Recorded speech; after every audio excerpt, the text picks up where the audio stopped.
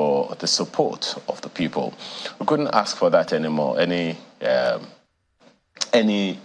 less or any more. Maybe a quick reference to what Governor Fubara said yesterday, that look, no amount is too big a price to pay for peace. And that should, let's expand that all over the nation, among ourselves. Which areas do we have restlessness or restive peace in the different parts of our country? Let's pay attention to them. I've often said this, and I'll say it again. The primary place where we ensure security, first of all, is at the lowest level of governance, the local government system. So if we are going to have the support of the people, I think we should start from there. Security agencies, security consultants, security specialists have told us time and again that all security is local. Consequently, all insecurity is local. So if we are going to have, the kind of partnership with the government as a people that the Chief of Defense Staff has been asking for, is asking for, and the federal government is saying the same thing. Even the state governments are saying the same thing. The question I want to ask is, do we have the infrastructure to ensure that? Can people find a way to trust that when they give information to security agencies, they will be safe, protected, and secure? Those are the issues that we need to look at.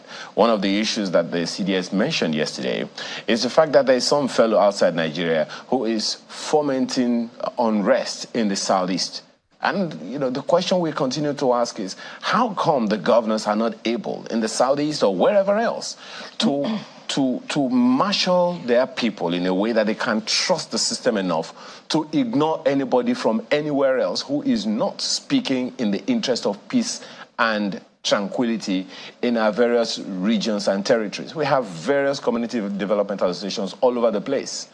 I'm sure one of the dailies this morning is going to tell us that despite spending trillions of naira on local government administrations all over the country, all 774 local governments in the country, development hasn't quite gotten there.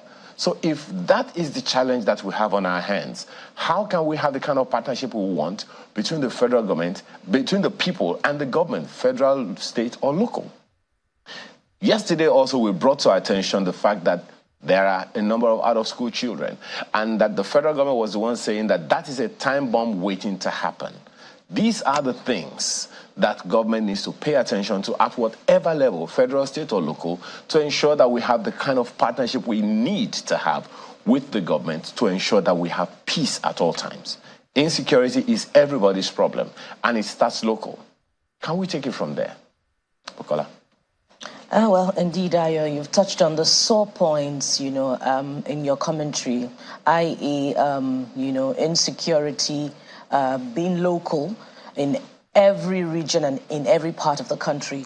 You also talked about the number of out-of-school children. And that, for me, strikes very deeply at the heart of the matter, which is, the challenge of poverty.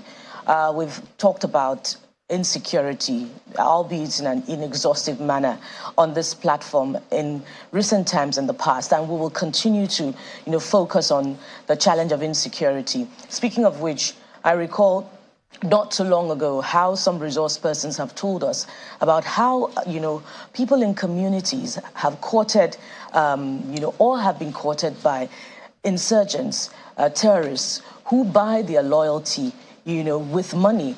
And that's the problem, really. And, that's one of the areas that government should first of all focus on, tackling poverty. If the partnership that you talk about is going to be possible, if the people are going to see security agents and indeed government officials as their friends, as the police would have us believe, then, that challenge of poverty must first of all be defeated. You've also talked about the challenge of out-of-school children and how, that is a time bomb waiting to happen. That is another aspect of the problem that has to be defeated as a matter of necessity, because right there staring at us in the number of out-of-school children is radicalism waiting to happen. If in the northeastern part of the country we have defeated the problem of insurgency, and education is still a matter that has not been resolved, then we've not made any progress. And we'll look at the budgets, of the subnationals, and indeed at the federal level, there is no significant progress. There is nothing to show, the political will, to tackle the problem using the non-kinetic approach that, the subnationals will have us believe, that leaders at that level is important to defeating so much of our socioeconomic problems. So those are the areas that we need to begin to look at if we must defeat, the problem of insecurity. And it's instructive to note what the CDS told us yesterday about how we've defeated the challenge of insecurity in the Northeast, being insurgency, but because some people are profiting economically from the continuing socioeconomic challenge, that's why we still have this problem, and that's why we're still, battling it headlong. So it really is a hydra-headed issue. If people are profiting from it economically, it also, it's a mirror on the society. It shows, that there's still so many areas that government has not looked into. If we're spending so much of on insecurity, why are the results long in coming? Makwe, Chamberlain, you might have more to add. And I've just been thinking about it. A few days ago, I found out I was in a conversation with a friend, and one of the things we were able to, because you find out that Nigeria's problems follow you everywhere. You're talking with your friend, you're talking about the problem of Nigeria. You're talking with family, it's also the problem of Nigeria. It's just complicated. Every day you come to work and that's what you're also talking, because you're faced with it in almost every facet of your existence in this country. Even when you leave the country, for those who, think that by jackbuying, they've run away from the problems, sorry, you still have family back here. You will still face the problem. So I think it's high time we all sat down and see how we can find solutions. I think during the conversation I was having with this friend of mine, we were talking about how, big the federal government budget is, and, how it's going to be very difficult for that money to trickle down.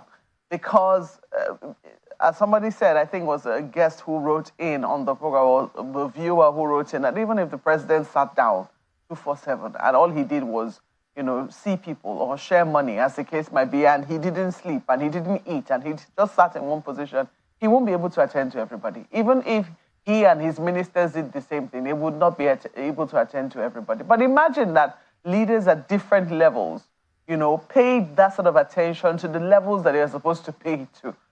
What results will we get if 774 local governments and their chairmen were functioning? What results will we get? The results certainly will be different. So we have to ask ourselves deeper questions. Why have we abandoned the local government? Why have we accepted that it is okay for our local government not to function as they were designed to function in our constitution?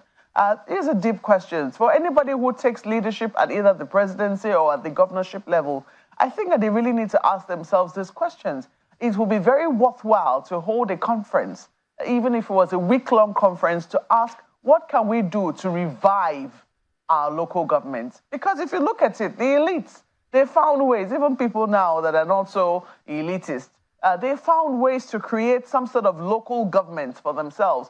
People will say, oh, I'm my own local government. I give myself light. I give myself water. I give myself security. But they know that even that is not a sustainable model. So you find people coming together and, building estates. That's primarily what estates are about. They give you that sense of community, where you have somebody who is in charge of making sure that there's security for a group of people. People need that sense of community. They want to be able to come together, build their roads, fix their street lights, fix their light electricity problems, assuming there were, to be any general challenge in their area. It is because they seek that sense of local government. So if we are coming together and banding together at that level, why is it so difficult for us to extend it and make sure that local governments work? As a copper, I had cause to use the community's cottage hospital. And it's an experience I will never forget. The community, very kind, very warm, very useful. I'm looking for the right words. But when I looked at the facility, that for the very first time I had to use the government facility, don't ask me where I'd been going to all of this time, but as a copper, I cried. I cried hot tears that night, admitted in a cottage hospital. And I asked myself, why can't these things work? Is it rocket science for us to care about the poorest of the poor? Is it rocket science to care for rural people and make sure that basic amenities work for them? It's not. So I think that we really, because all of the problems, if you take a look at it, it is because we have abandoned the local governments for so many years. That's why the problems now seem so complex. So we need to ask ourselves, in whose interest is it that our local government continues to not function? Who profits from it? Who benefits from it? It's a big question we really need to ask ourselves, especially as we go into 2024, if we seek to make progress as a country. Chamberlain. All of these things. Not something. It's not something that that you will just take one and address it and think that every other thing will fall in place. It's not just going to work. For instance, the reason why, because at this point, people provide almost everything for themselves. They don't feel any need, any responsibility, any to the country or to the government. Even though government will come and tell you, oh, you have to pay tax, but I know there are people who are in government who are advocating they shouldn't be paying tax. But when politicians get their cronies into security agencies, that's why you see them misbehave time and again, because they feel I have a godfather somewhere. What can the system do to me? And time and again, they get away with it and that's why they keep doing it. And so if we're to have that conversation, it's going to be huge. Look at states, for instance. Almost every state you turn, they have one form of security organization or outfit different from the police. Oh, yes. But they don't want to admit that we need to really address the policing problem or the policing architecture or security architecture in the country. Yeah. They won't admit it. And you look at some of these things, you just shudder and you wonder. Because now they say, oh, no, we shouldn't bear arms and everything. But we know there are groups of people who bear arms in this country and people overlook it. And those group of people do whatever they can because they think that they are superior to everybody else. So it's a huge challenge if we really have to address it. And above all else, beyond pointing finger upwards, we need to also look at ourselves. Some of what we do to ourselves, when you have a little opportunity, you're in somewhere, the things that you do sometimes is even worse than what an office will do to an individual. So that's why I say it's systemic. We need to decide amongst ourselves, look, how far do we think we can go with this? Even if you amass all the money, buy all the houses, all the equipment, you can only step on one side of the bed at a time. You can only drive one car, one side of the road, 1 meal. So what is all this madness? But it is crazy. You won't go with it to the grave anyway. So it won't happen. But look, it just keeps going on. And so sometimes you can have a headache trying to see that things work, So, but at the moment, we have to keep going. Because if they don't get tired of doing the wrong things because they think they can get away, I don't think people who advocate for things to go right should also give up. Because if you do, what choice do you have? You want to settle for less? Nah, I don't think so. Let's take you through some of the dailies now. Perhaps look at leadership. They're talking about the truce or reverse truce. And it says, Fubara bows, ready to make more concessions. I know several folks, and when you're bogged down with so many challenges in the country, you don't know where to vent or let your frustrations out.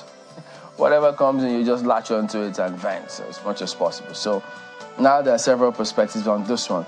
So while you see that it says, no price too much to pay for peace in Rivers. Just beside that, Clark declares peace pact one-sided. PDP insists Wike is still party member, not above sanctions. So will they sanction him or what? So if they were to rely on the statement by Clark saying peace pact one-sided, then he would then say, okay, no, I don't want this, I want this or that. But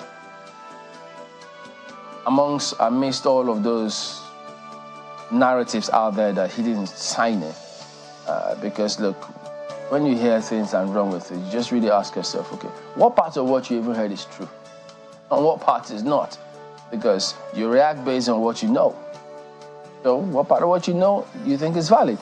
Because, look, it's not just that clear-cut, but there are certain things that have played out that clearly people have seen and think, no, this is not right. So to that extent, yes, they can come to their own conclusions. But I'm sure you see it in several other dailies. But this is the lead story here. Equally interesting, I didn't order dress code for Niger workers. I go, that's the governor, because the word had been out there circulating too, that he has said, from Monday to Thursday, don't wear this native attire to work. Look, make it English, civil servants. And now he says, he didn't do that. You have to read the story to get the context. So that's why it's like this anyway. If it's a clarification. Yes. I was about to do that, but I thought, no, let me let you go ahead and do that. Unfortunately, bandits abduct 2 policemen, 28 others in Taraba, Sokoto. Still a thing. I mean, they're not even afraid of the police. They're abducting police. So if you were traveling and you say, oh, I have 2 policemen in my vehicle. God help you. This is not funny. I don't know why I'm laughing, but I can't help myself. The bandits will adopt plus you and the police people you have. Wow. Just wow. It's not even funny, but I don't know. I can't help it this morning. Sounds like a script in one of those movie scenes, right? Yes, it is. It is. It's not a. It will be a badly written script, but this is exactly how it's playing out here, where our people of the underworld do not even have any regard for the uniform. Well, we do not know if they were abducted in uniform, because that would be another thing. If they were abducted in uniform, were they armed? It's possible that they were policemen off duty, and it was maybe much later that it came out that, the people that they abducted in their custody were also police officers. So just let's not jump to conclusions here. Just that we didn't have much more time for the CDS yesterday. Look, you know how military officials will conduct if they see a civilian in camouflage. But you see terrorists clad in almost full fatigue, full gear, military gear. But if you look, they're usually a bit different. You know, you find in some cases they're not. From some of the people we interviewed across, but they say, look, they were confused because they thought they were military. Yeah, sometimes they steal, but if you look, actually, Chamberlain, you will see that they are not properly clad. And that's why it's very important that when people are on duty, they dress up properly. You know, there's been that complaint that wear your proper shoes, don't wear slippers. I'm not about to wait to look properly if the bandit's coming, please. So what if a legitimate policeman stops you? You zoom past. I should wait. I'll be looking at bandits clad properly, whether they're wearing proper shoes. Simply, let's not even go into that conversation. But and I think that there needs to be, it depends on where you are, though. I hope that's not what they were doing when they abducted these 2 policemen. I sincerely hope not, Joe. I sincerely hope not. Will that be all for leadership newspapers?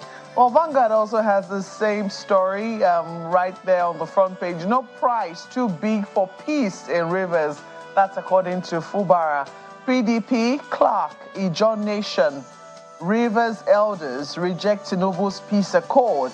PDP says no remedy for 25 former Rivers lawmakers, urges them to prepare for fresh polls. Okay, Clark threatens legal action against Tinubu. We're yet to recognize G27 Rivers legislators. That's according to ASAF. I don't know. Can the president be sued? What is ASAF? I don't know what that is, but I mean, you're right. There's an acronym. Huh? Can the president actually be sued?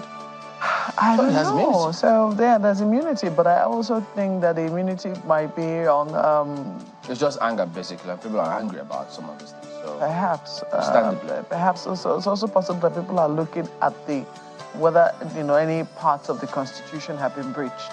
But it's good that people are reverting to the courts. Say, look, this is where I'm going to go to address it, to seek redress. Yeah. Fantastic. It's a good place to go. That's the way to go. Well, says Fubara was ambushed in Aso Rock. Resolution dictatorial, one-sided, unacceptable.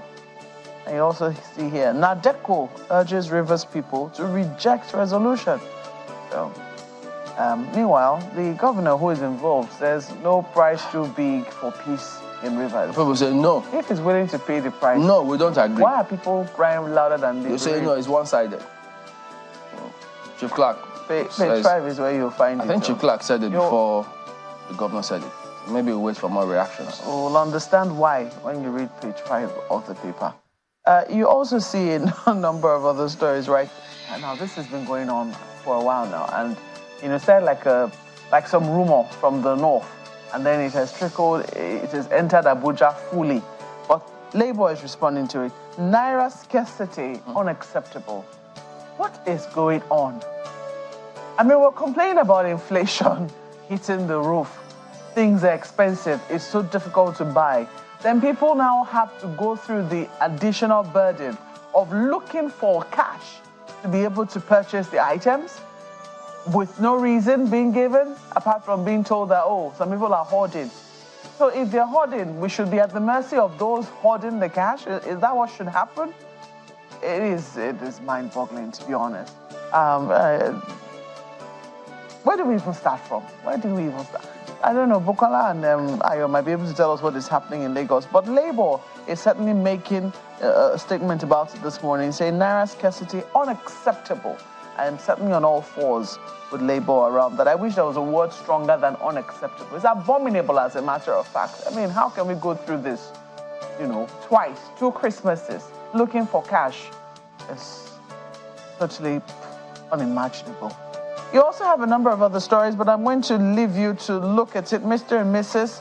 is right there on the front page. Mr. is saying, I'm sorry, darling. My job entails moving around a lot. I'm a field worker. And Mrs. says, that is not even an excuse. Even field marshals spend quality time with their families. Families come together. Some people will not be around for Christmas. Don't worry, it'll get better. I should do. Let's leave it there for Vanguard newspaper. Why does it sound like Malpa is throwing shades at someone this morning? Anyway, Malpa, please don't listen to Ayo. Mrs. has a very valid complaint this morning, and we hope Mr. listens both on paper and off paper. Well, let's take a look at Daily Independent this morning. And while Governor Fubara is saying no price is too high to pay for peace, it appears that the PDP disagrees, albeit vehemently. PDP rejects Tinubu, others' resolutions on Rivers crisis. That's what you have on the front page of Daily Independent. And there are about 3 riders here. Says defected lawmakers can only be readmitted through election. Insists INEC fixes date for fresh poll into 25 state constituencies. And Clark says resolution unacceptable, dictatorial, threatens lawsuit. So it appears there are so many others willing to fight the fight of Governor Fubara. How will this play out? And ultimately, what happens, in Rivers State, particularly the people who appear to be at the receiving end of this continuing fight between Godfather and Godson. Well, the coming days will be telling on how it plays out. There are a number of other stories on the front page of Daily Independent. We started off talking about security and the role of the local governments. We'll take a look at this one under the big story. Gunmen kidnap Taraba monarch son, pregnant daughter, others.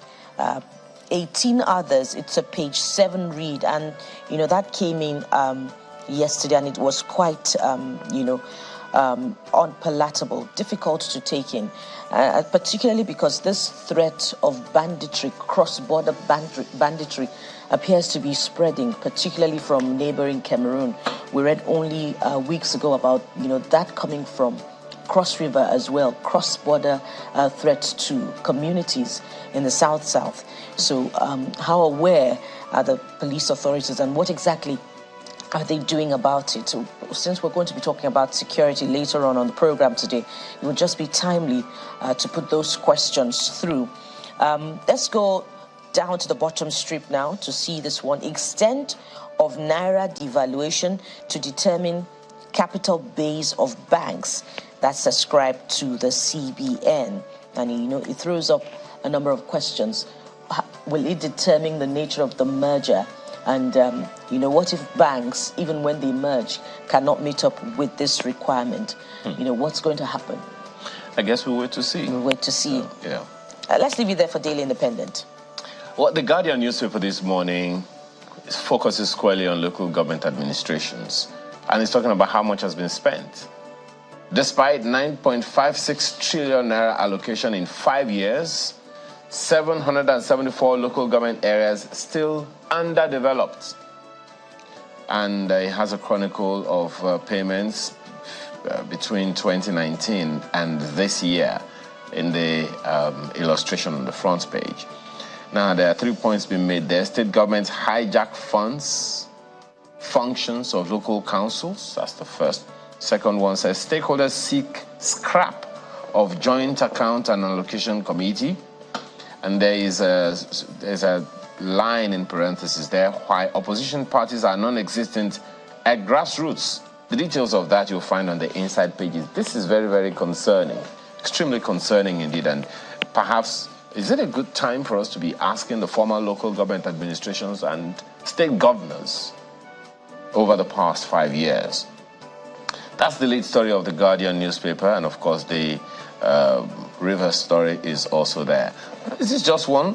Telcos may lose subscribers as NCC orders total ban of unlinked SIMs.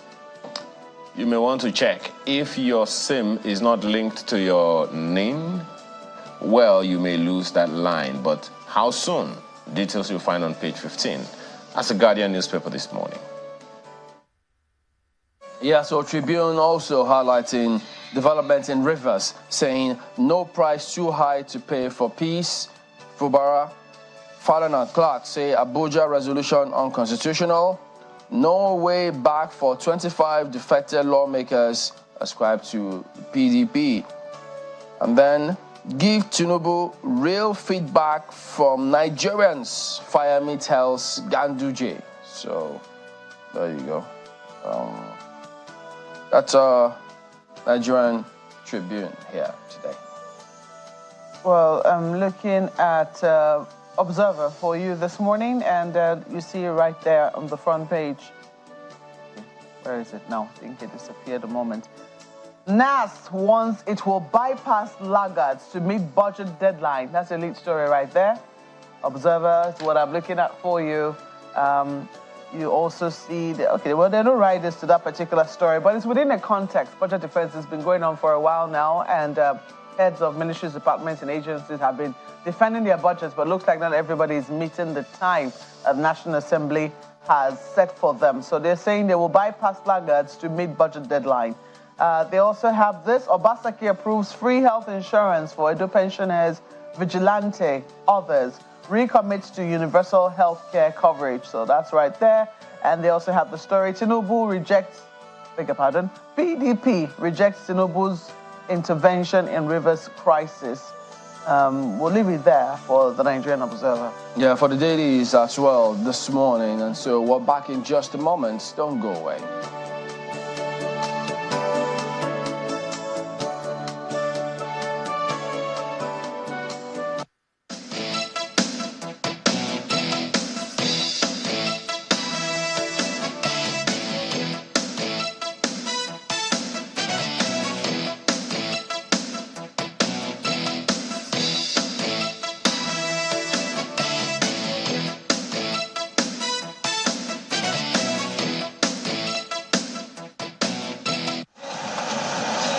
Officials of the Investigation and Enforcement Unit of the National Agency on Food, Drug Administration and Control, NAFDAC, make their first stop at a warehouse in the Wuse area of the nation's capital. The team swings into action, checking the authenticity of the drugs at the facility, and makes a discovery. During the search, we were able to recover some of the Schedule 1 narcotic drugs, even those that are not registered by the agency, and others or registered products that we were able to gather from these premises. Schedule 1 narcotic drugs are drugs that are controlled drugs meant only to be purchased by the Federal Ministry of Health. in every country. It is the Federal Ministry of Health, that means the federal government of Nigeria, that has the sole responsibility of purchasing Schedule 1 narcotic drugs. All other health institutions in the country are to go to Federal Ministry of Health and purchase their Schedule 1 narcotic drug for the needs of their patients. Over 10 cartons of the counterfeit drugs are then confiscated and the warehouse is then locked up.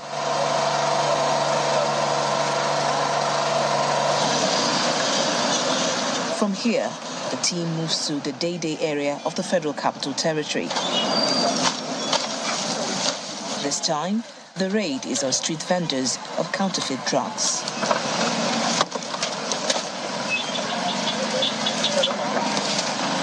One of the vendors was unlucky.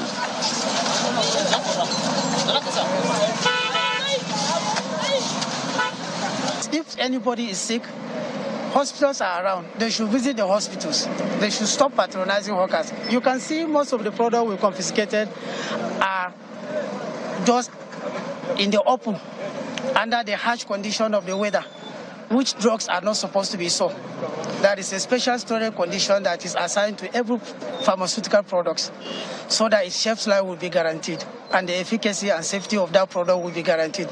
But hawkers, they don't care about, of course, they don't even know what drug is in the first instance, talk less of caring about the storage condition or handling process. NAFDAC plans to intensify the enforcement exercise in its effort to rid the nation of counterfeit and unwholesome products, while calling on Nigerians to desist from patronizing street hawkers. Victoria Longchan for Channels Television News. You can see behind me everywhere the whole of this section of the market. Every shop you see here is a factory. Every single shop you see is a factory. And then everybody is manufacturing products. Number one, there are two sets of illegality going on here. Some set of people are manufacturing products of other people in large quantity. So much so that the other people might not even know the difference between their product and the one that is manufactured here. Manufacturing under a very bad environment, poor GMP, using banned chemicals, colorings, with the raw materials we saw the other time. All they do is just get a rubber, a mixer. So then use just this normal sieve to just sieve and put into bottles for people to drink. But my fear is that this is Yuletide period. A lot of people have bought drinks in the house. You don't even know where the source of the drinks you have bought. We've had a high level of increase in renal failure, kidney failure, and all of that. And some of them are major result of these poisonous things that people are taking in.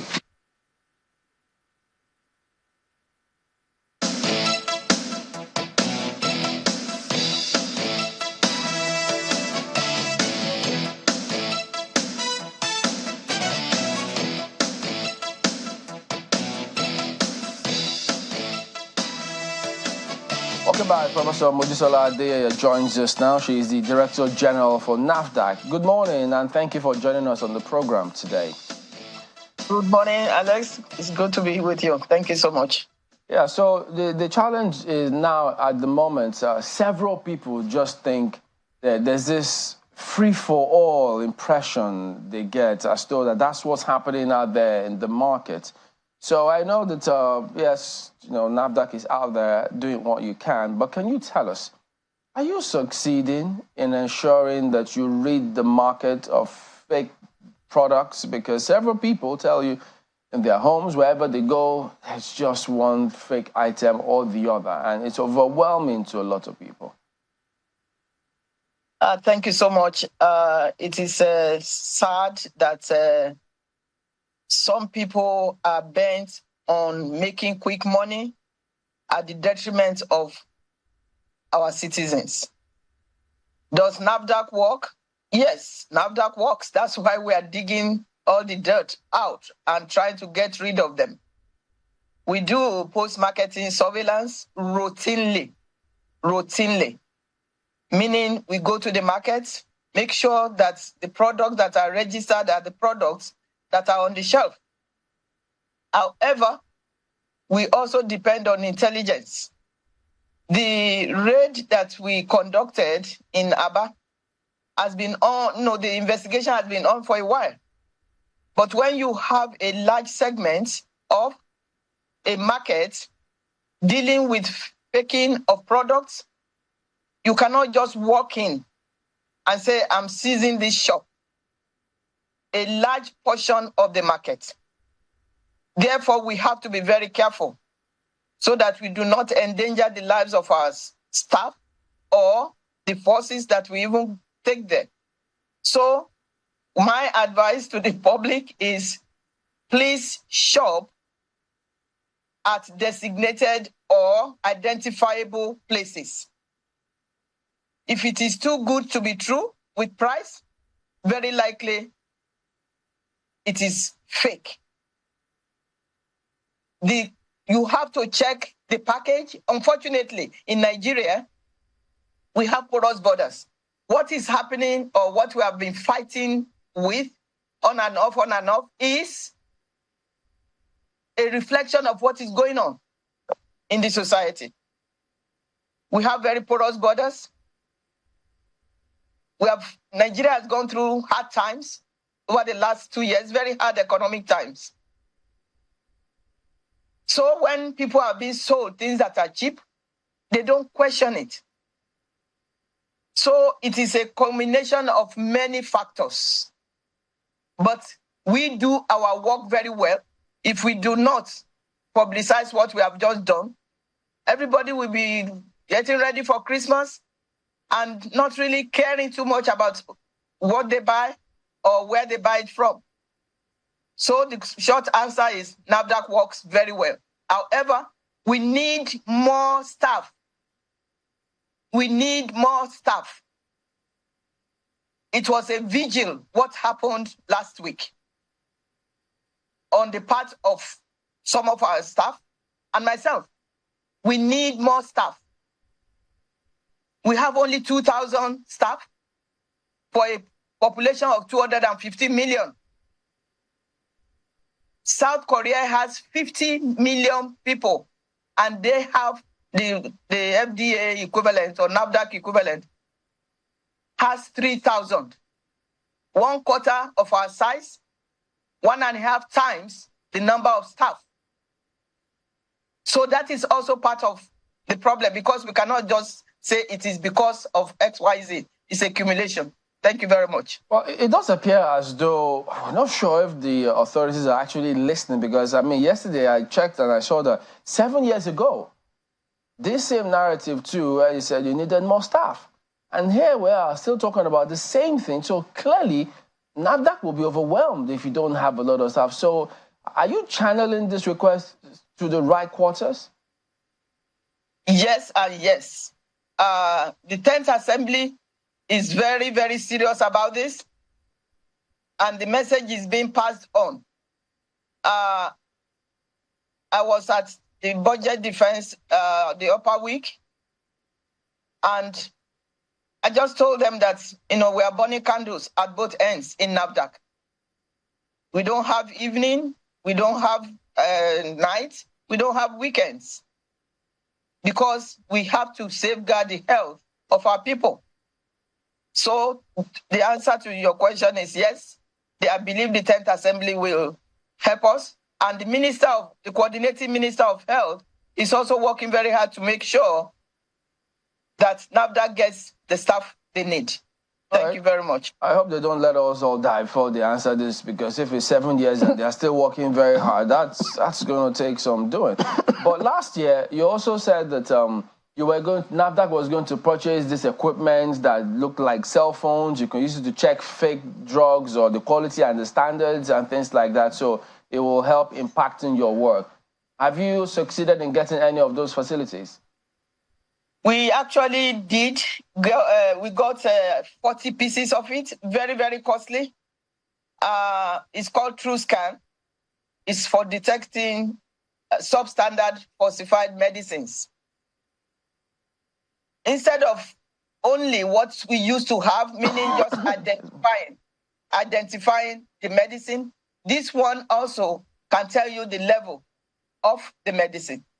We have used it for what I call qualitative, meaning identifying medicines. We have used it to identify substandard falsified medicines.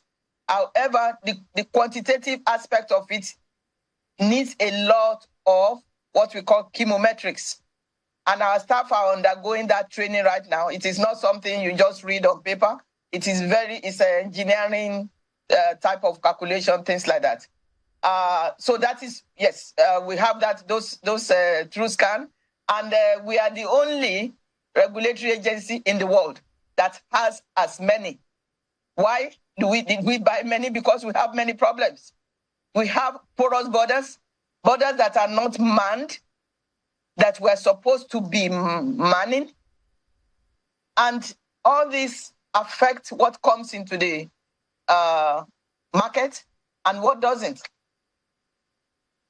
Okay, so clearly, this technology which you're talking about is supposed to be deployed at the borders. Is that correct? It's supposed to be used at the borders for medicines, at the ports, in the market. Our staff are supposed to take them to the market and just use them to scan products randomly. But we need to make sure that, in fact, the 40, this is another issue. The 40 that we bought, we had to, buy only 40. We had 72 in mind, 2 per state, or 1 per state, and then distribute around the borders. But the Naira fluctuation reduced it to 40. That was the money that we could buy, So there are so many other issues that are causing, a lot of, or making challenges for us, Thank you. Oh, well, it's a challenge everywhere, Prof. But watching the video that we played earlier, in terms of the bust that your officials, your very courageous officials have made, and it has 2 effects. On the one hand, you're saying, oh, NAFDAC is working. On the other hand, you're wondering how many more did they not see? How many more are currently in operation that have not been busted? That's one of the questions people will be asking. And then people will be, because in one of the respondents, one of the officials that was spoken to said that these people make it so well. And even those who own the drinks or who own the original products will find it very difficult to differentiate their own products from the fake. So if manufacturers of original products will find their own products difficult to differentiate from fakes, what is the fate of those who intend to purchase this product? So it creates another environment of fear where people might be unwilling to purchase in an economy that is already very weak. Is this a problem that NAFDAC is seeing and thinking that they might need to address if we're going to be addressing an ailing economy? That's a good analogy, actually. And I want to use US FDA as an example of one of our best regulatory agencies in the world. They do busting. They do raids. But the society just has to know that it is when raids are done that things are exposed. That doesn't mean all the products in US market are bad. This is not what the raid that we do is not unique to NAFDAC. That is what all regulatory agencies do. However, US FDA has a third more population than us, 315 million. We have 215, or approximately. The staff strength is 18,000, and we have 2,000. Therefore, the more staff you have, the more staff you use in the market for surveillance. I don't give excuse at all. If I've been giving excuses since I came, we will not get to maturity level 3. Only 30% of regulatory agencies in the world have maturity level 3. We will not have pre-qualification of Yaba Central Drug Lab, which we had this September. The minister just announced it, and then I made a press conference last week. Only few countries in Africa have a lab in their country that is central, that is pre-qualified. So the fact that we are doing all this, it is also because we are strengthening our system despite the challenges. NAFDAC is more respected than ever globally. We can stand shoulder to shoulder with very stringent regulatory authorities because they know now we have gotten the language. What is the language? Quality of products for the products that are in the market. Safeguarding the health of the nation. And to do that, you need a lot of resources, money. You need a lot of staff. You need, of course, money for gadgets and whatnot. So things are working. I will just ask the public to please buy from places that you have confidence in, where you can go back and said, I bought this yesterday. Not roving marketeers. Do not purchase from somebody that you can never go back to.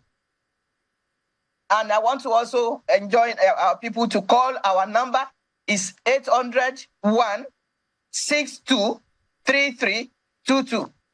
1-800-62-3322.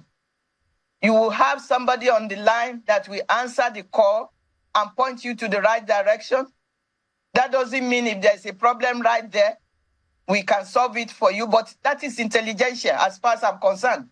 Oh, I'm in this market and I don't think what I'm seeing is right. NAFDAC cannot be all over, especially with the limited number of staff.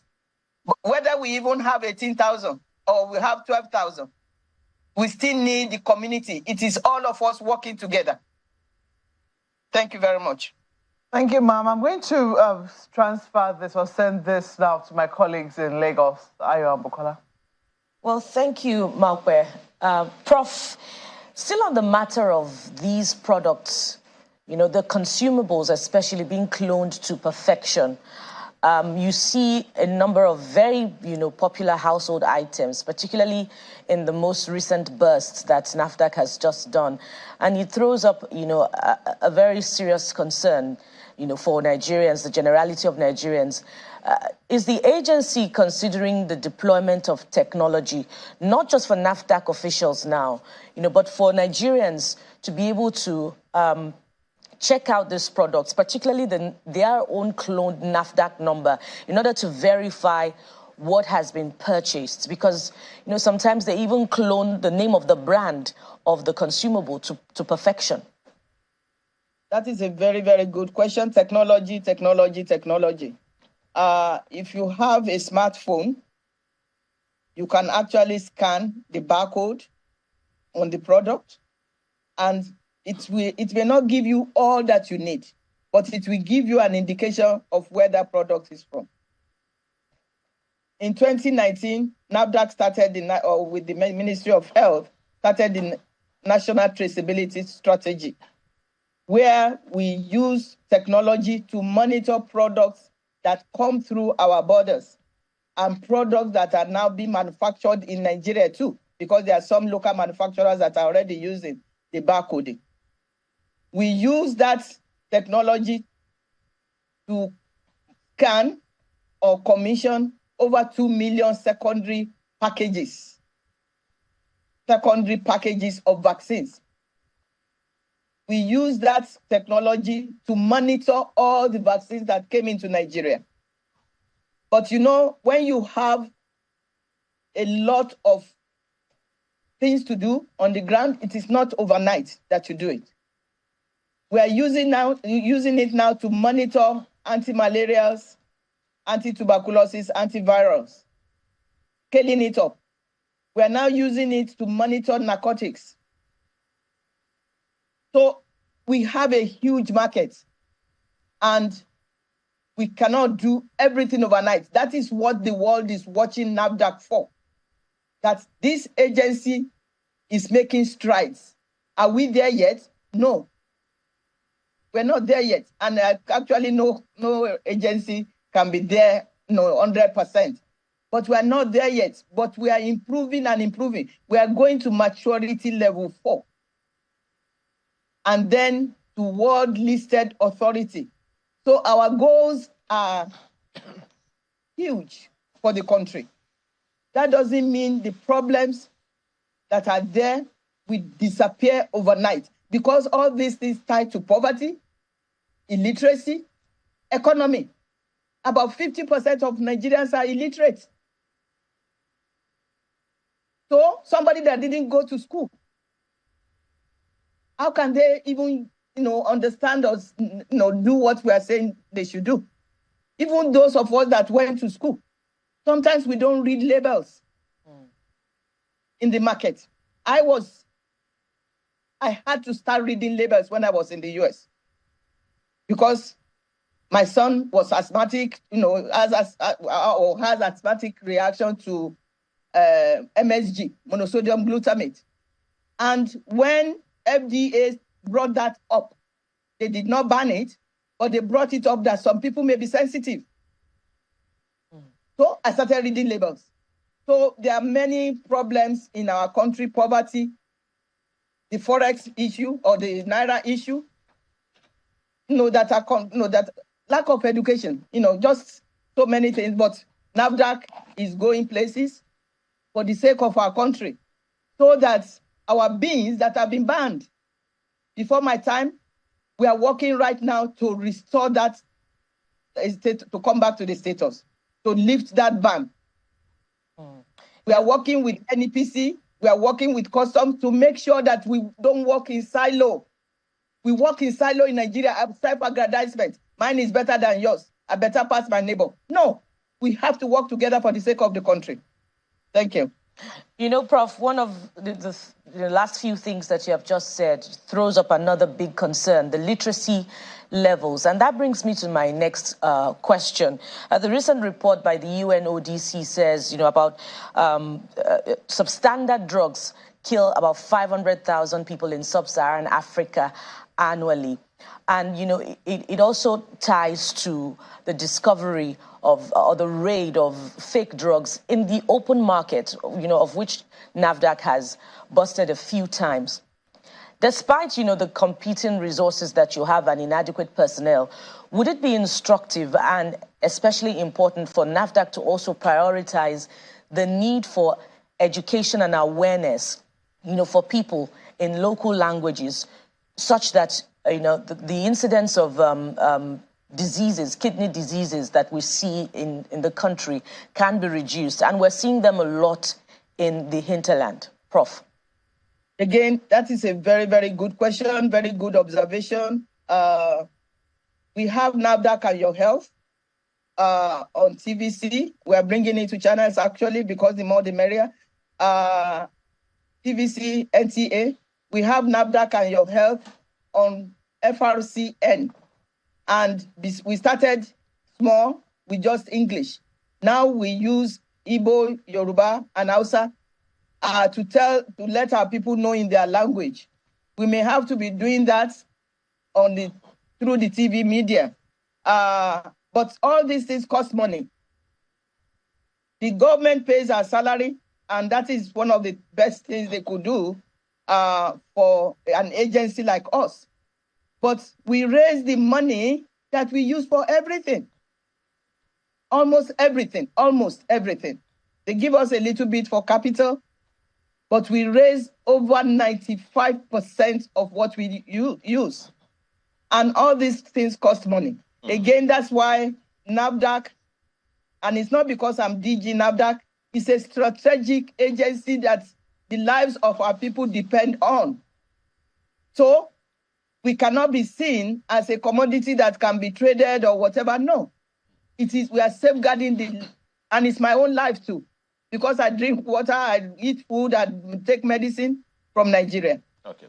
Well, so in terms of awareness, we will increase our awareness. We have not done everything that we are supposed to do, but we are doing as much as we can right now. Well, perhaps, yes, perhaps one of the challenges that we have to contend with here now is that of adequate communication. Awareness is one thing, even letting people know that NAFDAC is doing sufficiently, or rather something significant enough for them. It's another consideration altogether. I'm looking through the online sites now, and I'm seeing interventions of NAFDAC in Benue, in Abuja, in Abia, various parts of the country. But then the backlash that has come as a result of the crackdown that, you know, is reigning now, I don't know how you are internalizing it, because there's a full coverage. I'm pretty sure that this was one of the trends online, that NAFDAC wasn't doing enough, that, you know, a good number of people actually said not very, very pleasant things, you know, essentially saying that as far as they are concerned, NAFDAC isn't doing enough. The backstory is all over the place. You know, there's those who are even saying NAFDAC number should be digitized. Some are saying that NAFDAC should use barcodes and all those things. Essentially saying, how did we even get here in the first place? You cited it the other time that, you know, these products shouldn't even have gotten into the country in the first place. And if those things have gotten into the country, and NAFDAC has been going all over the country clamping down on these organizations in various parts of the country, it calls to question the kind of collaborations that should be happening or is not happening between NAFDAC and the Standards Organization of Nigeria, which someone also tweeted about, NAFDAC and the customs, those who should not allow these things to come into the country in the first place. How are you dealing with that? Can you talk to us about the collaboration that is or is not happening? Any pushback that is not allowing NAFDAC to do its job? Again, this is a very good observation. Is part of the reason why we are where we are. I got to NAFDAC 2017. From 2011 to 2018, NAFDAC was not at the port. 2011 to May 16, 2018, because that is aged in my brain. NAFDAC was removed from the port. It is easier to destroy than to build.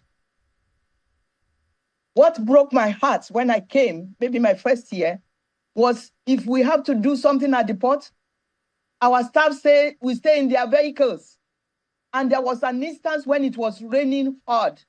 So they have to get a big umbrella, very big umbrella, and stayed in the car and answered the customers from under the umbrella. And I said, what is this? Are we an illegitimate agency? Why are we being treated like this? And that time there was a lot of bombing, suicide bombers. And they tracked for the tissue that they recovered from the site. They saw tramadol in it. That was why National Security Advisor Agency office fought to get us back to the country. What am I saying? To ask, how did we get here? That was how we got there. Cabals were formed. It is easier to destroy than to build. Those cabals will not go overnight. And we also have to have a very strong judicial system. We have what is called the C-34 bill or act that the Ninth Assembly started, member-friendly amendments. And the 10th Assembly has already asked us to resubmit it so that they can pass it. When somebody brings in tramadol that is going to kill people, and you find the person 250,000 naira or 5 years in jail, who doesn't know? Well, one more thing, madam. This is actually quite concerning. How about collaboration with state governments, and local government administrators? These things go down to the locals. And so one wonders if there is anything that could be done in that regard. Because as you said, with 2,000 staff, NAFDAC may not be able to go everywhere, monitor everyone. Again, you are reading my mind. This is part of the discussion for the last 2-3 days with my staff. Even before this raid, we have Federal Task Force. Federal Task Force is domiciled in NAFDAC. The chairperson or the Director of Investigation and Enforcement Directorate is the chairperson of the Federal Task Force. But things were not right. We thought that we had to even make our act in silo. There is the Pharmacy Council of Nigeria. Pharmacy Council of Nigeria represents or is represented on our board. We are not represented on their board. And we both regulate. They regulate mostly downstream. We regulate both upstream and downstream. It is only last year when the PCN bill was passed that NAFDAC became a member of the council. Why am I saying this? The Director of Pharmaceutical Services in all the states are supposed to be part of the state task forces. But when we don't even know who is who, we are not together, but now we are together. And we are planning January of 2024 to have a big meeting, but now we're going to also include Customs and Ministry of Environment, all the stakeholders that could affect or influence, mitigate reduction of fake medicines at the states. So things were not the way they're supposed to be. But now the government, through wisdom and whatnot, has now put NAFDAC on PCN Council. So we can talk together, work together. And that is part of the collaboration. We are working with Customs. National Export Promotion Council came to our lab the upper week, and they were shocked to see the type of equipment we have in Oshodi. We have 7 laboratories. The Oshodi Central Food Lab is well equipped, not fully equipped, but the DG of NEPC was shocked to see. She kept asking, can you do this? Can you do that? I said, of course we can. Of course we can. We don't need to send samples outside the country because we've saved money, or we are saving money to buy more. We have 7 labs and we have to equip them. We are now building laboratories around the country with the new state offices that we are building. All these things are the things we are doing. So, just a few more questions as we wind down.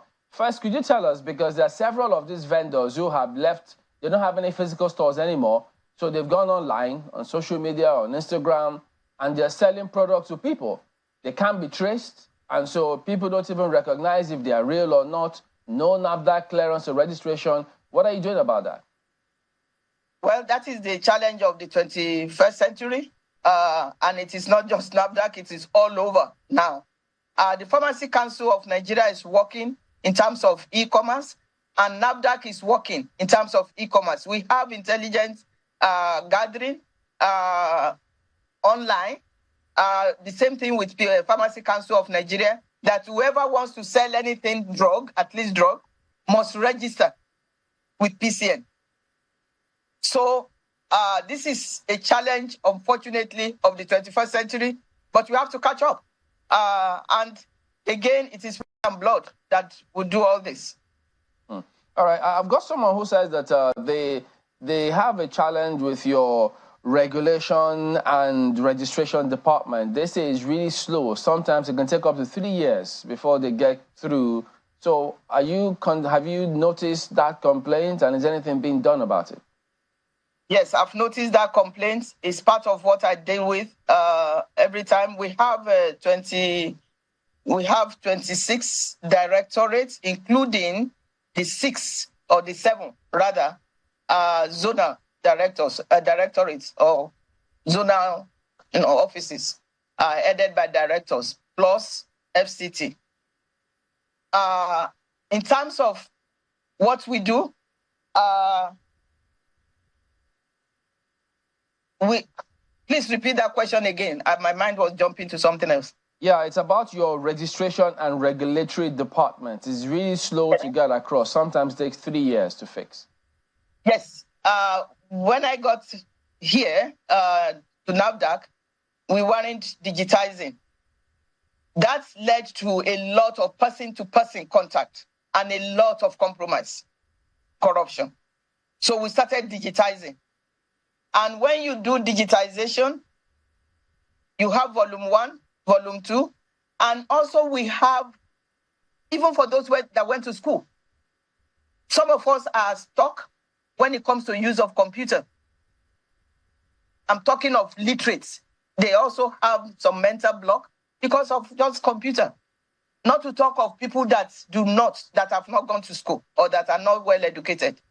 And when you now see that we have MSMEs, we started that in 2017. And we have thousands of them. That is where our challenge has been, because we have to assist them to register. It used to be manual, and then what can you give me, what favor can you do, or whatever. And I wanted to eliminate that.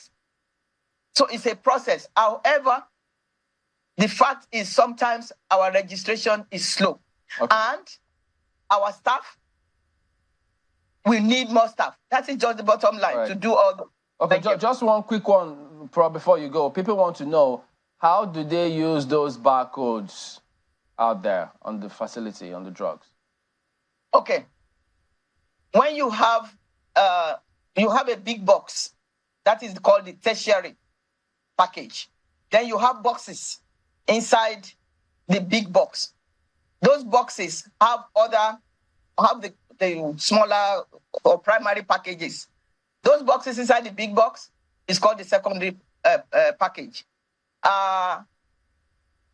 People can scan, if they have smartphone, they can scan and it will tell you the batch number, the manufacturing date, who manufactured it, what is in it. We are stepping that up now to include product characteristics as far as the safety of the medicine is concerned, so that the well-informed consumer can use the barcode to actually say, oh, this is this X drug, it has this side effect, so I will need to use it with food or without food. So that we are stepping it up. NAFDAC is the leading agency in Africa in terms of barcoding, and second leading in the world. So when you have all these things happening, it is building a strong system. And that is the phase where that doesn't mean we will not have challenges. All right. But we are facing the challenges also. Thank you. Prof, we do thank you for coming on. We wish you all the best. Professor Mojisola Adeye, DG NAFDAC. Thank you. Merry Christmas. Thank you. Thank you. We're back in a moment. We'll talk about Christmas too in just a moment. Stay with us.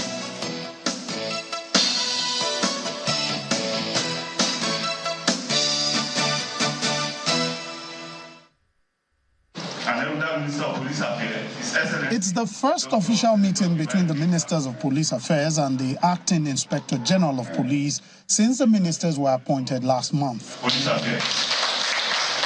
The Acting Inspector General of Police is accompanied by some senior police officers to this meeting, which held behind closed doors.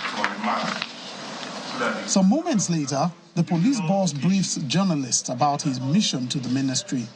I have briefed the ministers on the general operations of the Nigerian Police Force. We have let them know our challenges.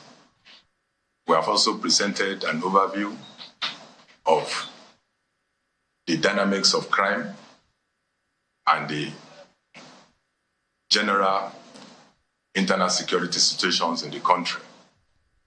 We have also presented a template upon which the ministers can formulate policies that will enhance the workings of the police.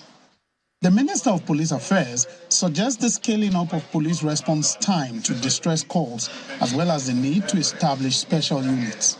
To enhance our response capabilities, we need to establish a standby force of at least 3 units of the police mobile force in each state command. This will ensure a rapid and effective response to unforeseen incidents. To tackle the diverse range of criminal activities, we need to establish specialized units that can address each type of crime. Apart from the advice on setting up special forces, the minister also emphasizes the imperative of a robust intelligence gathering mechanism to stay ahead of criminals. We must establish robust systems to gather and analyze intelligence, enabling us to stay one step ahead of criminals. Strengthening cooperation between the police and the judiciary is also essential to ensure the smooth administration of justice. Furthermore, we must establish mechanisms for monitoring police conduct to maintain high standards of professionalism and ethics through the use of body-worn camera and dashboard camera in operational vehicles. Nigeria's internal security is at a low ebb, a situation that many citizens will want to see the police improve on.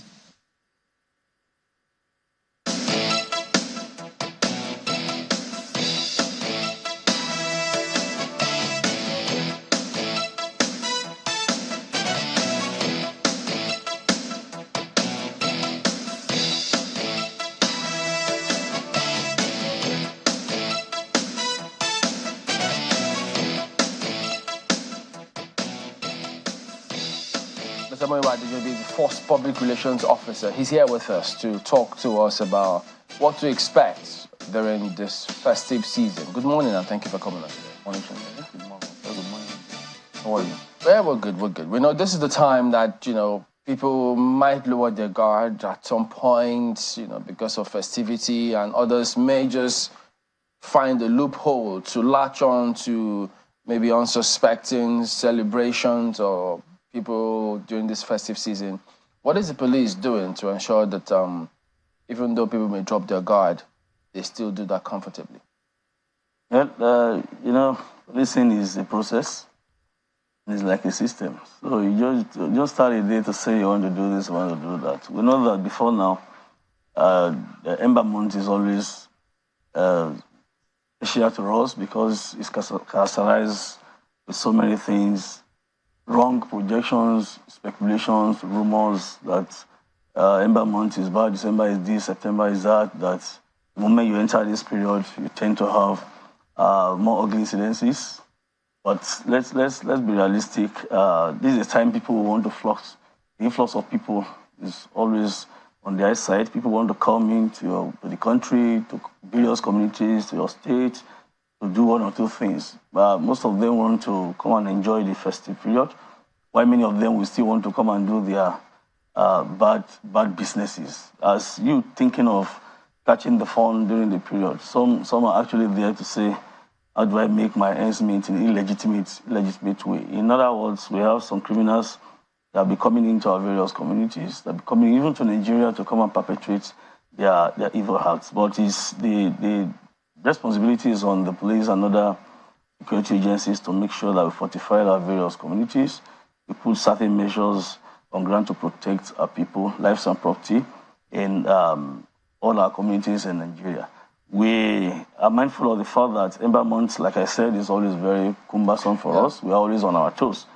The Inspector General of Police, as IGP Kayode Adeola has that all the commissioners of police and their supervisory IGs to prepare their operation order for this period, starting from September. That's the first month in Ember Month. And we have our operation order from all our commands and formations across the country.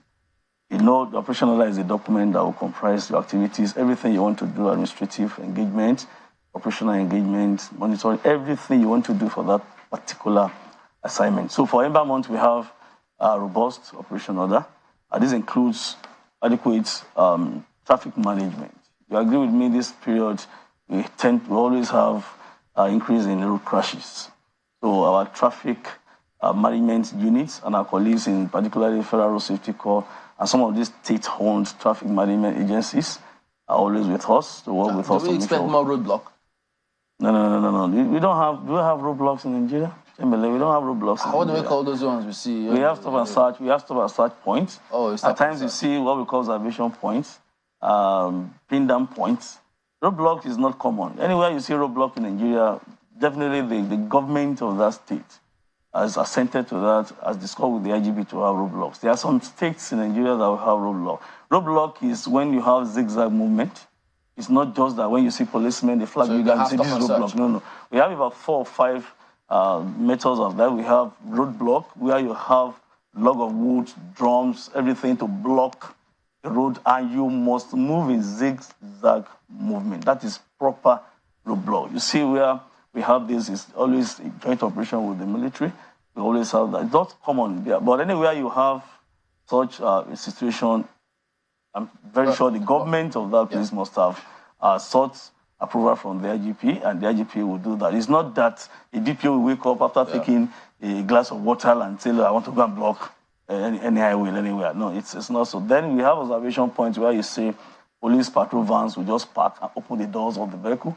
They monitor things. They don't move in most cases. That is pin down operation. Then we have the observation point too. It's similar to pin down points where you can observe movement, vehicular movement, people's movement, monitor so many things around you.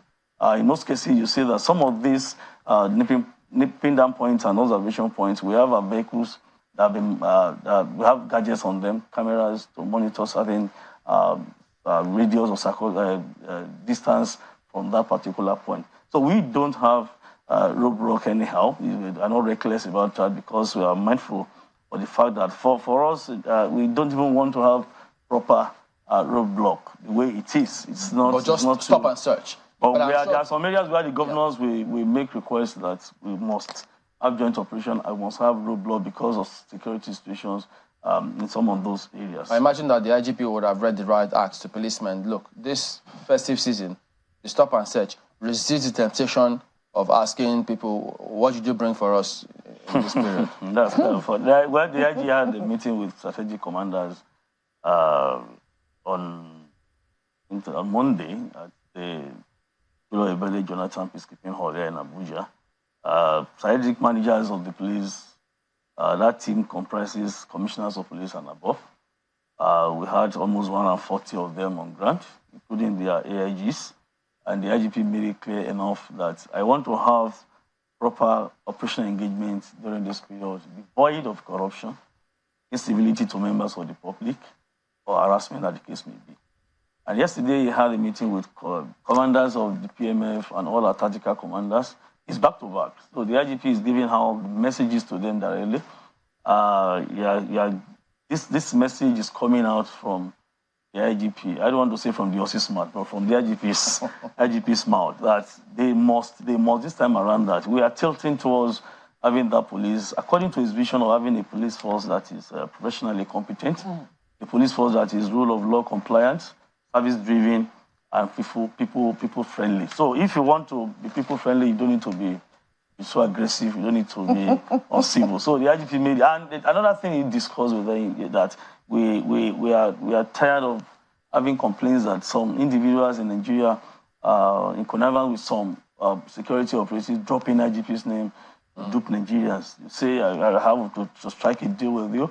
If you have a case, you want to settle your case, and you are discussing for whatever you want to get from there, then you say, I want to get this percentage from IG in Abuja. Whereas this IG doesn't know anything about what you do. So we still want to reiterate now that Nigerians should be wary of this, be careful of those who are dropping the name of the IGP to dupe them. It's quite unfortunate that if Nigerians are discussing with our men, quote and unquote, they are gullible to an extent that the moment an IPO drops the name of the IGP, you say, and you believe that IGP is actually aware of what they are saying. The IGP is in Abuja. Even their AIGs might not be aware of what they do. In most cases, their CPs might not be aware of what they do. But it's important for Nigerians to know that anytime anyone is actually dropping the IGP's name or any senior officer's name. Try to clarify from us. People actually, there's a case I mentioned some time ago that somebody went to Yinka Ifele in Ibadan, and in Ibadan, Yinka Ifele was calling me that somebody, the IGP PA is here in my office, and it's like he said, IGP said I should send 500,000 naira. How will an IGP ask Yinka Ifele, my brother, that is managing to do his business, and to say you should drop 500,000 naira? I don't think any IGP would do that. Rather, IGP will even invite Ifele and always collaborate with him and even support his ministry on what he's doing. So he took the pain to get across to us at the force headquarters. If he had not done that, maybe the guy could have collected 500,000 naira from Yinka Ifele. I actually want all Nigerians to always get across to us. Did you find out who it was? Sorry? Did you find out who it was? Yes, he was eventually arrested. It's nobody. He's just a civilian who likes to drop names of big men in the police, and he would dress. And what they do is they always monitor everything. So they are very, very current. Did he wear a police uniform? No, it's a mufti. But they will tell you, mention names, they will tell you police activities that you'll be convinced that actually this guy is close to the IGP. He will tell you where IGP lives, he will tell you the village of the IGP. Of course, these things are online. You can actually Google and get many information. But they are always, we arrested almost 10 of them this year who have actually been telling Nigerians the IGP said so. In fact, somebody went to some people that the IGP want to auction police vehicles. And that guy paid like almost 50 million naira to buy police auction. If you don't have enough vehicle and you still believe somebody telling you the IGP want to auction almost all the vehicles in the police, this is a lie. We are able to arrest many of them, and we still. And when I made a statement to that effect then to caution Nigerians, to educate Nigerians that this is not proper. Our police auction process is a legal thing.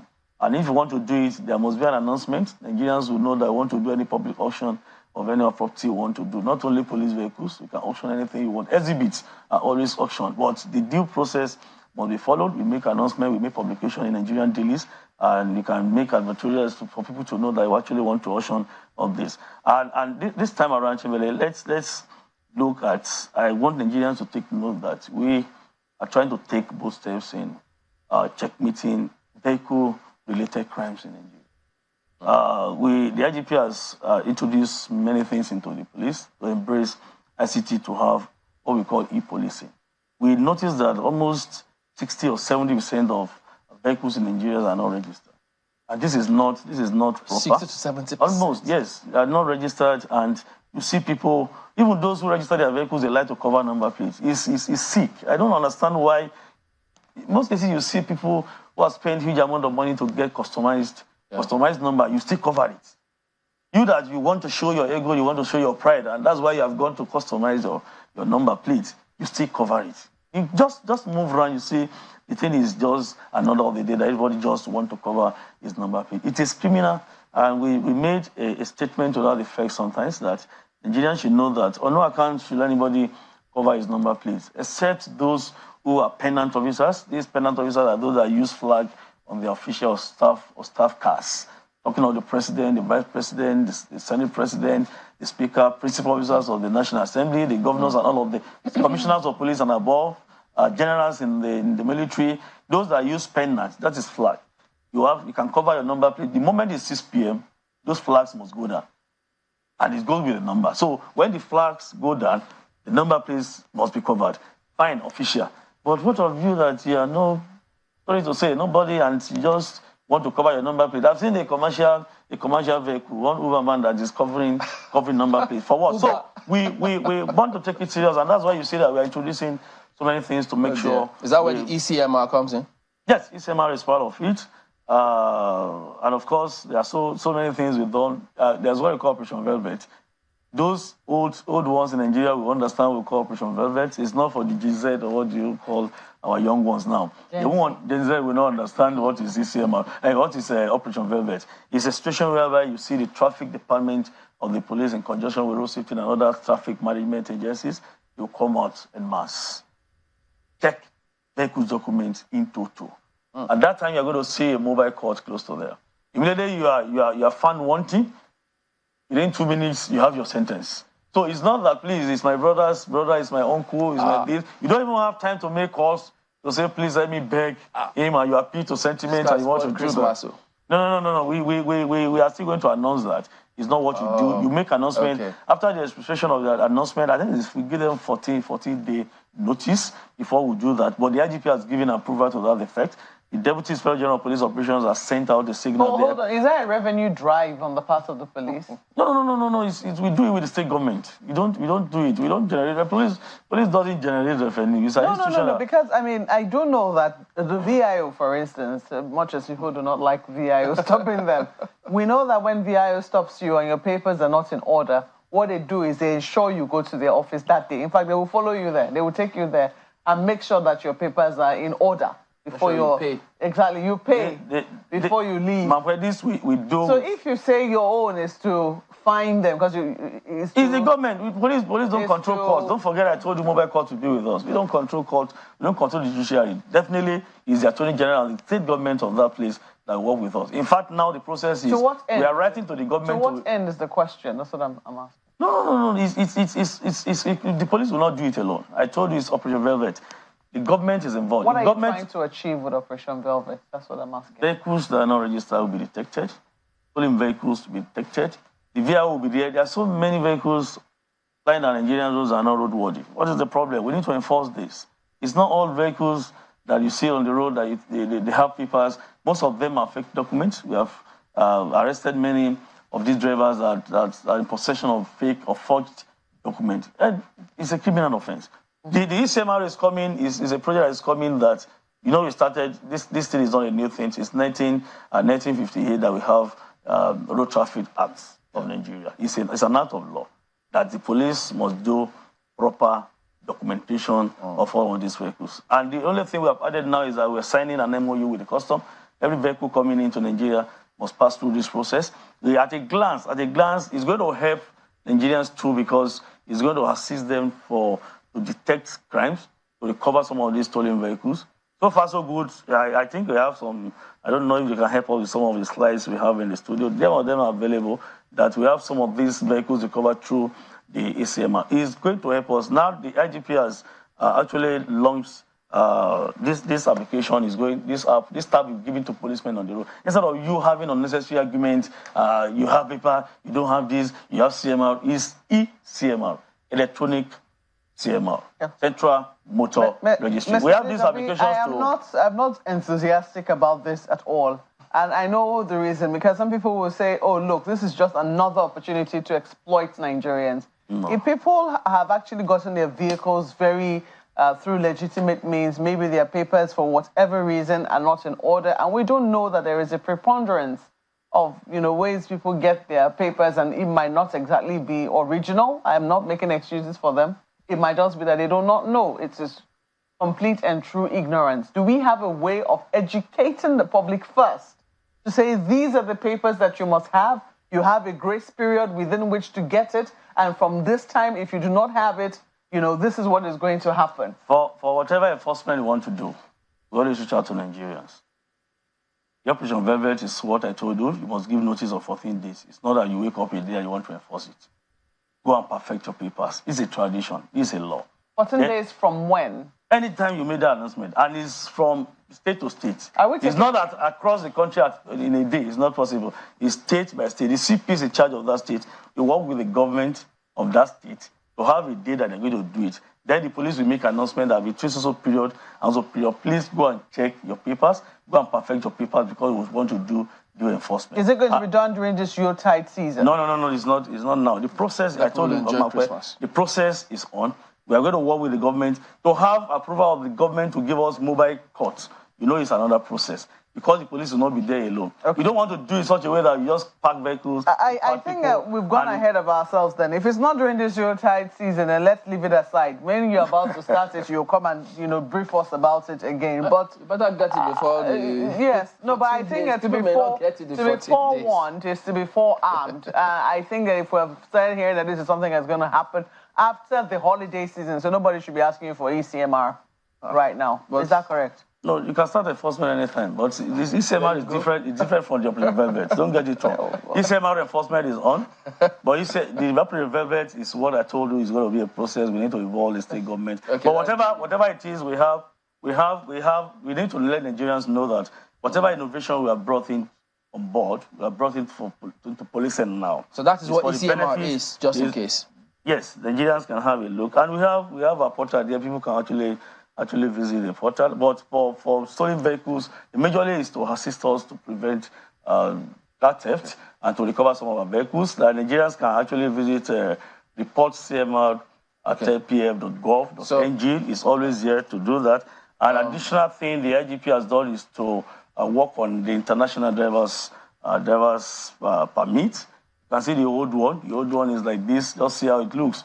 I don't think this is too good enough for us to present this in any country abroad. It looks so inferior. So we are working on this. This has the barcode is there for you to get information of any driver at a glance. And this is going to help us in so many ways. Apart from this, we have the C4I. You know, I came on board some time ago to discuss C4I to Nigerians. It's a rescue application, and the police VGS emergency reporting and response system. All these things you can download on your phone in case there is any problem. And the additional thing we have done on that one is when you have distress anywhere, you press this thing on your phone, there's a camera.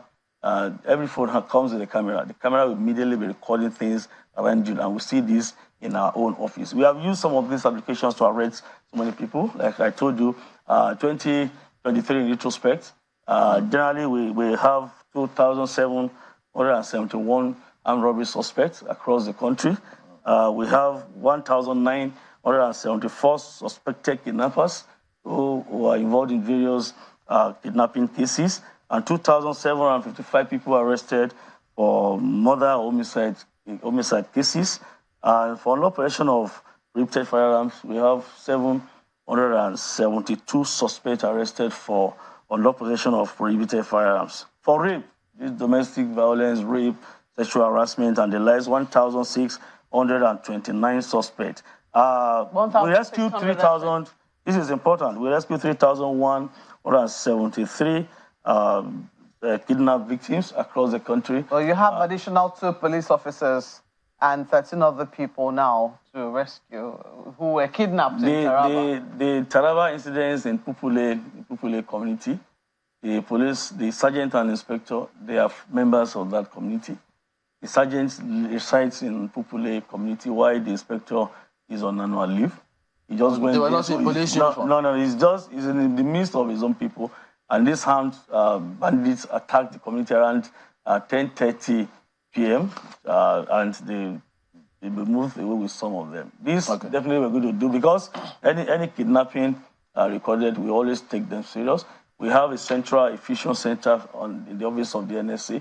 All of us meet. The military, the police, and all our intelligence community will meet to actually work on this and see what we want to do. But what I want to tell Nigerians is when we have kidnapping, it's always very fast, very easy to kidnap. But to rescue is not that so easy. It's a very tedious assignment. We need to take our time so that we will not hurt anybody, any victim of kidnapping. So we want to appeal to Nigerians to always understand us when it comes to cases of kidnapping. Families of these victims at times are always very difficult to work with. It's because kidnappers always work on their psyche. Don't involve the police. When you talk to the police, we actually monitor you, and they believe that they monitor them. But we want to appeal to them. Always talk to us. Your identity will be in confidence. The identity will not be revealed to anybody. If we have been getting information from people's victims' family, and we have been rescuing victims, the students of University of Lafayette that were kidnapped, they have been rescued. They were rescued on 11th or 12th of December, just this month. The same thing in those same mine, Casina. Almost 23 of them that were kidnapped have been rescued. So we are not relenting our effort to make sure people, those who have been kidnapped, are rescued on earth. And we work together with the military, and we have a fusion center at the office of the NSA where we coordinate all activities. So it's not that we do this in isolation. And for Nigerians to be on the same page with us, we just want them to always contact us in case they're in doubt of anything.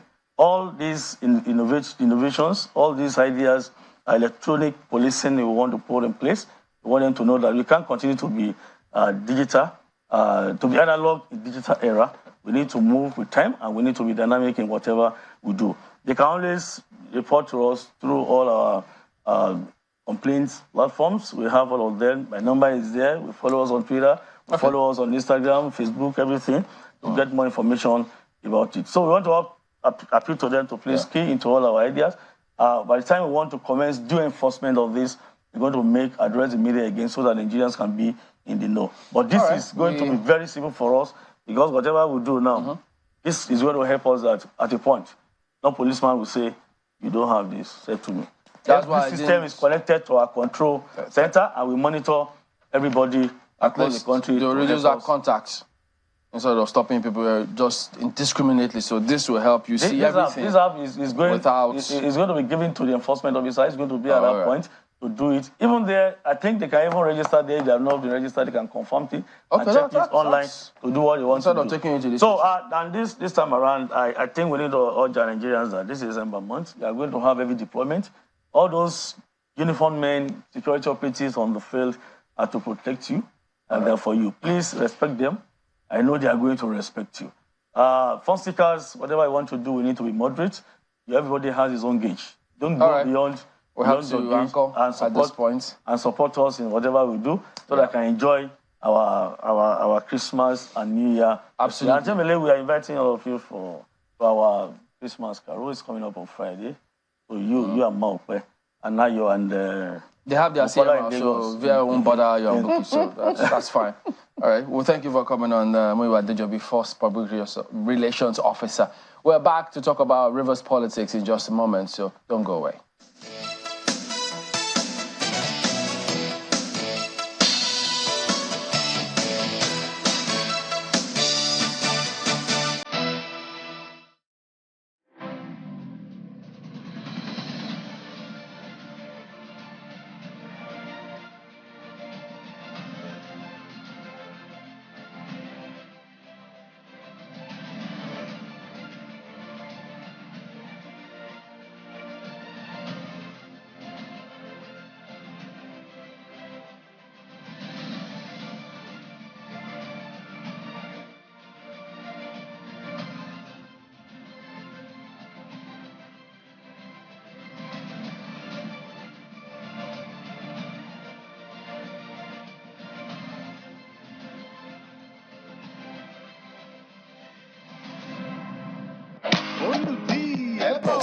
Labour Party, Oludi, Labour Party, Oludi,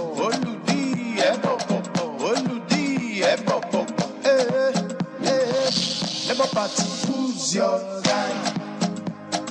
Now Olumide Akpata, Oludi, see us we dey like beans and rice. Labour Party, I will never leave your side. I will never ever. I dedicate my time, forever, time to you, my people. Even if the road be rough, I know mine. Cause together we shall stand. Labour Party, who's your guy? Now Olumide Akpata. See us we dey like beans and rice. Cause together we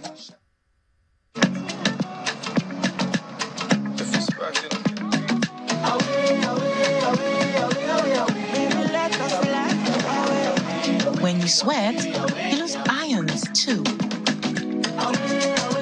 Reach for Pocari Sweat, similar to your body fluid. It is easily absorbed and rehydrates you faster.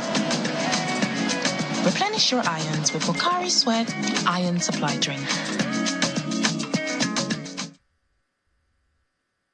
Let me say this to my dear states. I call you my dear state because the support you have shown within this period is unmeasurable. From quotas,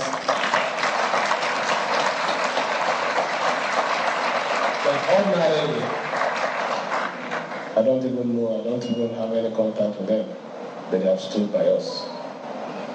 I want you to know that there is no amount that is too big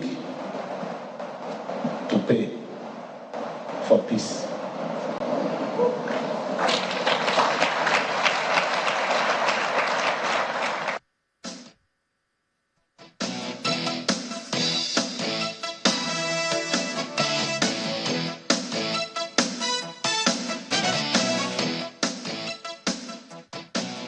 All right, welcome back. Mr. J.K. Pella joins us this morning, founder, CEO, TAF Africa. Good morning, and thank you for coming on today. Good morning, Chamberlain. So, I don't know, does that comment from the governor weather the storm? Because several people have been up in arms about different things. But if he says, no price, too much to pay for peace, where do we go from here? You know, Chamberlain, I listened to that, and I'm a bit concerned in the sense that I'm asking myself, is the governor body language telling us what to come? Is he going to sacrifice himself for the interest of the so-called peace? It's a question that that is begging for an answer. You know, what do you mean sacrifice himself? Definitely, what is in the media and what I've been told that was a directive from the president is suicidal. He has signed his own political exit, as far as I'm concerned. And I want to believe that he didn't, you know, because both the president's meeting and directive is absolutely an aberration on the Constitution of Nigeria. But if the governor says no price is too big to pay for peace, means that probably he's thinking about, look, sheath of swords, let there be peace. But if people keep pushing him and goading them to do all of those things, no, I'm just saying if that's the case, wouldn't they be the ones to now feel, if he had said this before and people say, no, we don't agree with this, take it back, and then probably he does one or two other things, of course it will have a spiral effect. The truth is that Sim Fubara must know that he's the governor of a state elected by the people. He doesn't even have the right of his own to disown us or abandon his position. Is that disowning if he says no price too big for peace? My brother, the truth is, you don't get peace at the platter of appeasement. That's just the truth. We tried it with Hitler. It never worked. But did he say he signed or didn't sign that agreement? That's what we need to know. He has not been able, he's been too reticent for my liking. He has not been able to come out to say whether he was there, whether he signed, whether the signature that we're seeing are his, you know, because we're talking about a state that I'm part of. I am very concerned and sometimes sleepless about what is happening in the state, about how one individual think he's in absolute control of a state that is bigger than him and bigger than his ambition. What kind of stupid structure are we talking about when the structure you're suing for is more important to you than the structure of the state? But have we bothered to ask ourselves, what was the agreement even before Sim became a candidate and governor? Do we know? Well, that is left for Sim. You know, if I were Sim and I was in that meeting, I would simply tell the president that after this meeting, I will throw in my resignation. People should be able to stand for what they believe. And that's the typical Opopo man. We are not interested in how much you have or what position you're keeping. We hold our name so dear that we are ready to sacrifice anything and everything to keep our name. These enemies of democracy must be brought to book. Well, so is this about where he's from? No, it's not about where he's from. The ultimate place it comes from is Rivers State. Indeed, but it would seem that, you know, within Rivers, we've been hearing some voices louder than others in terms of, you know, how he should behave and how he's not conducting himself as governor. Well, it's not a question of where he comes from. It's a question of protection, protecting the Constitution of the Federal Republic of Nigeria, which every one of them swore an oath to uphold. That's the question. It's not an ethnicity. It has nothing to do where he comes from. It has everything to do with the common people that this giant are suffocating. All right, let's bring in our colleagues from Lagos. Well, thank you, Chamberlain. You know, one of the challenges, Mr. Pele, that a number of people will be looking at here is the people. At the end of the day, it's always about the people. And so the question that have been raised over time is the constitutionality of the issue. But there are those who are pointing to the issue being more of a political one than a legal or constitutional one, for which reason some people believe that that is why the president, intervened to bring in a political resolution and not necessarily a constitutional or unconstitutional approach, just a political solution. Because, of course, you know that this issue has been brewing for a while. How do you respond? Solution, no matter what it looks like, is not above the constitution of the country. As a matter of fact, a peaceful resolution will come from upholding the constitutions, the values, the tenets. The framers of the Constitution did it in order to ensure that issues like this will be resolved. So, my brother, is not more of the political gains, but the constitutionality of what they are doing. So, in what way, Mr. Pele? And just a second. I believe that peace is paramount. There's no doubt about that. In what way? You cannot obtain peace on the appeasement. I will keep saying this. In what way has the president's intervention breached the Constitution? I guess I'm not hearing you. But whatever happens, we need to continue. I believe that proper dialogue is required, where the two parties are brought to look at the issues objectively, not one-sidedly, because the meeting, from what we read, is obvious that it was a one-sided meeting where a certain clique of the other camp had the upper hand. And it looks to me like Sim Fubara was muzzled and almost held on his throat to agree to what is being out there that he agreed to. I think it's also necessary for him to come out to say whether he truly signed those documents and agreed to the terms of that document for the interests of the people, And the people of Rivers State must not be taken for granted. We are very resilient. We can stand for what is right, even where it means our own tears. Yeah, Mr. Pele, without disregard for the Constitution, it would seem like, in the light of the circumstances, the political solution is what is required to solve, the problem at hand. But, following upon the president's intervention, we understand that a former governor of Rivers State was present, and one would wonder why, if a former governor of Rivers State was present, the agreements reached was such that Governor Sim Fubara got the short end of the stick and there was no balance. And why do you think also that elders in Rivers State are now only just finding their voice to complain about why the agreements are one-sided? Why? Why is this so? Well, you can be in the room and not have a voice. Nobody had told us what the likes of Chief Odili said. Nobody had told us who else were there in the room and what they said.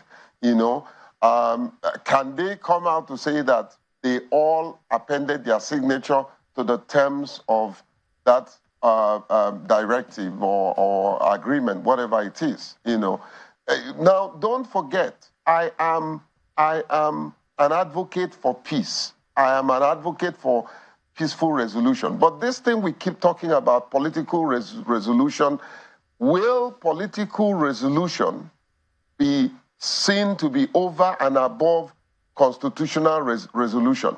There's a constitutional provision.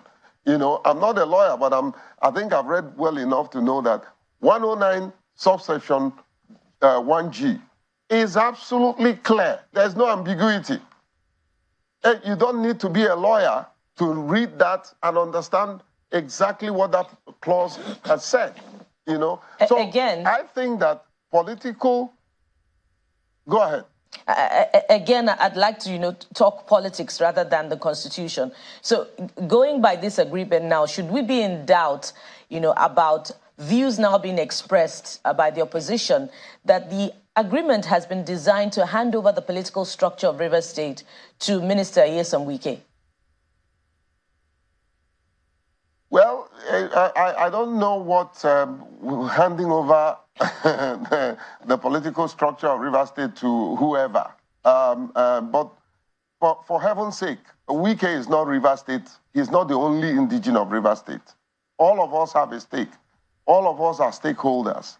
And he cannot determine what happens in Rivers State all by himself. It is an aberration. He's been the former governor of the state. He should remain that way. And by the way, Honorable Minister, if you're listening to me this morning, save your legacy. You have served the people. You've done well in certain quarters. What you're doing right now will eventually erase every legacy that you have left behind. Every leader that leads well, that will lead well, will always leave the place he has led intact. And don't let history remember you for an impending crisis. And we must not allow that to happen. Every Rivers State person should stand up for what is right in peace. What is the former governor asking of the current governor? Do you know? Well, the terms are there. Let's go by the terms of what they have put out. Reinstate the people. No. Before, what led to all this in the first place? Because you're asking him to save his legacy. So one assumes that you know what he's asking the governor to do. Well, that is not right. Well, Chamberlain, this is a smart journalistic question, but let me answer you. The more I know, the much I know, is the crisis between him and his predecessor. And there is no doubt, you don't need an IQ of a mushroom to know that all is not well. Yeah, but we don't know what exactly the issue is. Well, two of them will come out and tell us what the issues are. Two of them should come out and tell us what the issues are. Because we had some former governors on this show, ministers, who said a thing, and then they go out and say they were misquoted. I was like, misquoted? Look, this is on tape. I'm not saying anything. Quote me tomorrow. The reason why, I'm bringing all of this is this. Former Governor Dele had a function. And messages are circulating that what? They didn't pass certain things through him. He didn't agree. Did he speak to that matter? Nobody heard anything of it. That's why, Chamberlain, that's why I'm saying to our elders, this is the time to stand for what is true. This is the time to speak up. If I were Governor Dele, I would come on a show like this and said to the entire country, I wasn't part of that agreement. I didn't agree. Or I agreed. So because people are going about certain things, and the people who are even in the IRD storm tell us what exactly is the issue. Don't let people keep going down a path. At the end of the day, you now hear that they've settled the matter. Well, unfortunately, the only person... So what was all the hot air about? The only person who is talking is Wike, because he seems to have control of the media. The other person, which is Sim, have been practicing reticent strategy, which does not help. When you say he has control of the media, some people say, oh, hold on. The media is available to everybody who wants to speak. I mean, when the current governor is saying, oh, no price too big to pay for peace, it is this same media that has carried it on the front pages. So when you say he's in control of the media, precisely what do you mean? No. What I'm saying is Mr. Wike seems to be the darling of the media. He knows how to sensationalize issues. Very much like you're the darling of the media. Well, I am for the right causes. I am for the right causes, and I will continue to be. The truth is, we must not keep quiet. But if the governor has chosen to keep quiet, you're going to force him to speak? Well, we're not forcing him to speak, but he has to know that he's the governor of the people. He's not similarly for himself. He's the governor of the people. And history will judge him if he keeps quiet and cover the evil that is brewing. What if he says, I just said yesterday, no price too big to pay. So people don't like that part. They want him to say something else. Well, let him resign. Let him resign, of course. Resign? Yes, let him resign. Why? If he feels that the price he will pay for appeasing Wike and his camp is his resignation. Let him resign. Well, ultimately, look, whatever the people want is what should hold sway Exactly. in democracy. So we want peace. We want peace. We want true democracy and democratic values. Right. Let's see some messages before we go this morning. Thank you for coming on, Mr. Pele. He's the founder and CEO of TAF Africa. So the authorities must have heard what part of the people want also. This one is from Akinola, who says, oh, it's about police checkpoints. The police force needs to do integrity checks within their men and women in the force. I went to Owerri in August. I counted over 56 checkpoints/roadblocks. So bad, you will see the next checkpoint before you drive away, 100 meters apart. Checkpoint prolongs time travels. When you slow down, they stretch out their hand, wanting gratifications. This act is common with commercial vehicles who is policing. It's not a handshake, it's just not trying to make light of it, but really, I mean, and just some breaking news now coming from our correspondent in Rivers State. It says currently ongoing 26 Rivers State House of Assembly lawmakers are currently sitting and single item for consideration, withdrawal of impeachment notice against Governor Sim Fubara. So more details are certainly being but this is what our correspondent Charles Oporum is reporting from Rivers State. Well, thank you so much for watching this morning. We have quite a lot of feedback. Hopefully we should be able to take them before the week is out. Thank you for watching. I'm Mark Welgu Yusuf. For watching the program today, I am Bukola Koka. And I'm Aya Makinde. Have a wonderful day.